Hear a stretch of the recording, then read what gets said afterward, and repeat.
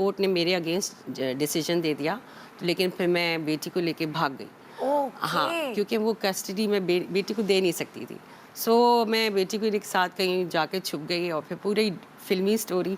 नहीं तो आप जब छुपी तो आप सरवाइव कैसे की? खाना पीना, नौकरी? बस मैं चुप के नौकरी छोड़ के चली गई थी। हाँ। बेटी को लिया और मैं दूसरे शहर भाग गई। शनीला की बहादुरी के बारे में हम लोगों को क्या बता सकते हैं? मेरा जर्नी थोड़ा सा ज़रा डिफरेंट है। आई वाज बॉर्न, मेरा जो बचपन था वो थोड़ा ज़रा डिफ़िकल्ट रहा। अब्बू का हमारे एक्सीडेंट हो गया एंड ही गॉट पैरालाइज्ड।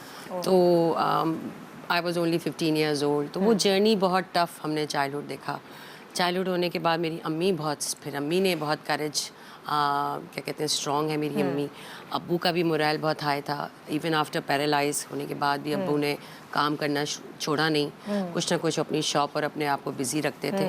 तो वो जो अब्बू और अम्मी के साथ हमने करेज देखी, तो हमारी बहन, we are 4 brother and sisters, तो हम लोगों ने, बच्चों ने, छोटे बहन भाई थे, लेकिन हम लोगों ने बहुत ही मेहनत से फिर छोटे बहन भाइयों के साथ मिलकर अम्मी के साथ उनकी हेल्प की, बढ़ाया। शादी हो गई और फिर शादी होने के बाद 4 इयर्स ऑफ माई मैरिज, एक बेटी है मेरी।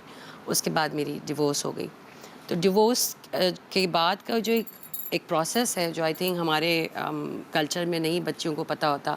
निकाहनामा भी वो सही नहीं पढ़ती भी नहीं है, उसमें क्या राइट्स होते हैं, क्या लॉज होते हैं, वो हमारी आजकल की बेटियों को पता नहीं है।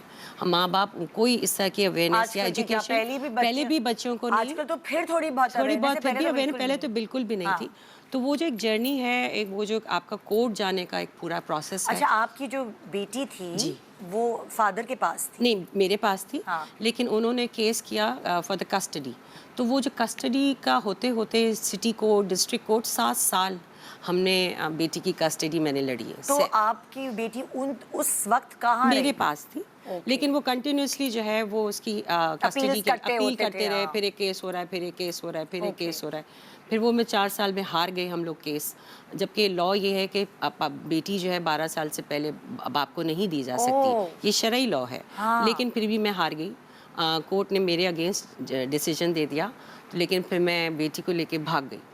हाँ, क्योंकि वो कस्टडी में बेटी को दे नहीं सकती थी। सो मैं बेटी को एक साथ कहीं जाके छुप गई और फिर पूरी फिल्मी स्टोरी। नहीं तो आप जब छुपी तो आप सरवाइव कैसे की? खाना पीना, नौकरी? बस मैं चुप के नौकरी छोड़ के चली गई थी। हाँ। बेटी को लिया और मैं दूसरे शहर भाग गई। हाँ। और उसके बाद मैं 10 दिन बाद वापस आई, फैक्ट्री में छुपी रही। चाहिए 10 दिन मैं फैक्ट्री में छुपी बैठी रही। फिर उसके बाद जब मैंने दोबारा, हमारी अम्मी ने मेरी डिस्ट्रिक्ट कोर्ट में अपील की, फिर आप दोबारा लड़ते हैं। फिर दोबारा आप सिटी के बाद डिस्ट्रिक्ट कोर्ट में आप जाते हैं। तो फिर 4 साल हमने वहाँ, फिर मैंने बेटी की, हम सब लोगों ने वहाँ पे कस्टडी का पूरा केस किया। उसके बाद फिर इससे पूरे 7 साल के जर्नी में फिर ये भी होता है, आप जब आप इतनी वर्स्ट डिवोर्स हो रही थी, तो फिर उसके बाद आपके थाने वाने के चक्कर भी लग रहे होते हैं। ठीक है, फिर वो आप अजीब थाने भी मुझे जाना पड़ जाता था बेटी की वजह से।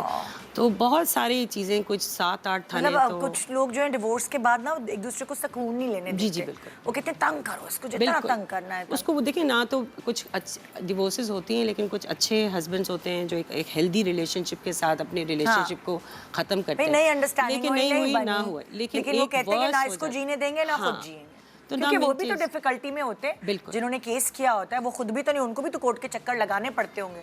पर उनकी करेज ये होती है कि मैं बस इसको तंग करूं। बिल्कुल। और आपकी करेज, आपकी मोहब्बत थी, आपकी ममता थी। सब अम्मी की सपोर्ट, बहनों की सपोर्ट, उनके बगैर तो फिर ये सब चीज़ें नहीं अकेली मैं फेस कर सकती थी।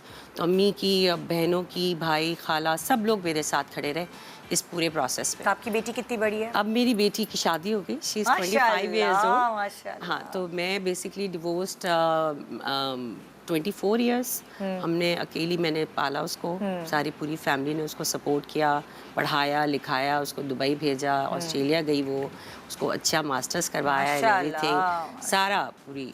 तो ऐसा नहीं है कि अगर आप एक सिंगल औरत हो, डिवोर्स, लेकिन आपने अपनी बेटी की जिंदगी बना दी। तो यही मैं कह रही हूँ कि अगर औरत डिवोर्स ही भी हो तो हिम्मत नहीं हारनी चाहिए, अल्लाह में फिर रास्ते खोलता है।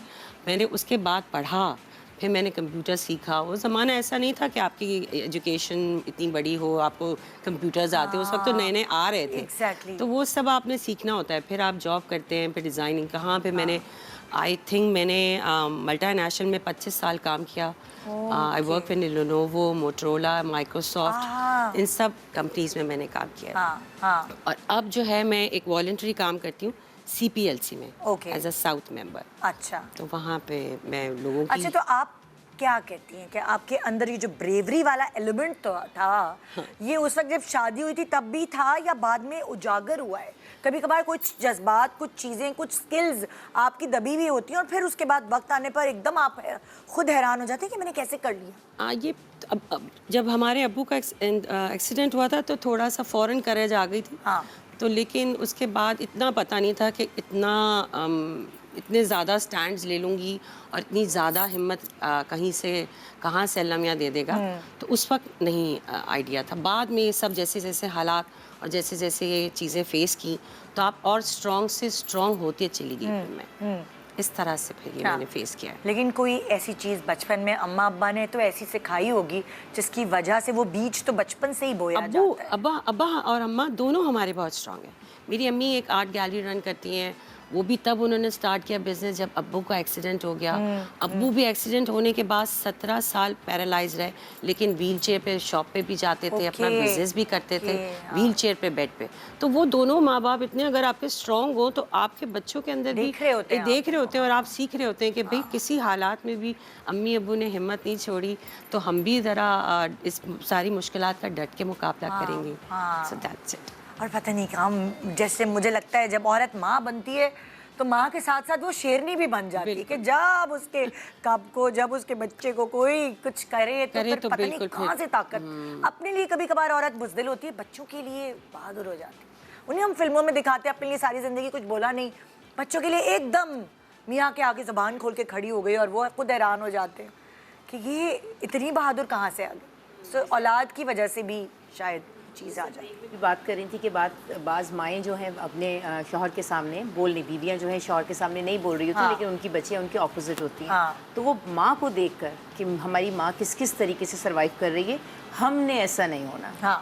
तो वो कभी कभार वो ये काम कर रही है, वो जो देख रही होती है उससे ऑपोजिट भी चली जाती है कि हम इनके साथ जो जाती हो रही है वो हम अपने साथ नहीं होने देंगे. तो वो चीज़ें भी बच्चियों को पढ़ाई, माशरा. अच्छा, अक्सर आप देखेंगे अगर आपकी 3 बेटियाँ, 4 बेटियाँ या बेटियों की तादाद ज़्यादा, सबकी अपनी अपनी पर्सनैलिटी होगी. उनमें से कोई फितरतन स्ट्रॉन्ग पर्सनैलिटी की मालिक होती है. वो सारी बहनों को, किसी बहन ने को कुछ कह दिया किसी ने तो वो खड़ी हो जाती है उस बहन की. तो ये क्या पैदाइशी भी होता है क्या ऐसा? कुछ क्वालिटीज़ तो इनेट भी होती है, ऐसी बात नहीं है, ठीक है. क्योंकि ये अब जो न्यू रिसर्च आ रही है उसमें ये है कि जैसे जो भी मेरा बिहेवियर होगा वो मेरा DNA भी बदल रहा है. So and that DNA is transferred to the offsprings. So जो पेरेंट्स के बिहेवियर्स होते हैं वो ट्रांसफर होते हैं. तो इनेट बिहेवियर्स होते हैं डेफिनेटली, और इनेट पर्सनालिटीज़ भी होती हैं. बट डेवलपमेंटल फैक्टर्स का भी हाथ बहुत ज़्यादा है. इन्वायरमेंटल फैक्टर्स, कल्चरल फैक्टर्स, इनका भी बहुत ज़्यादा हाथ है.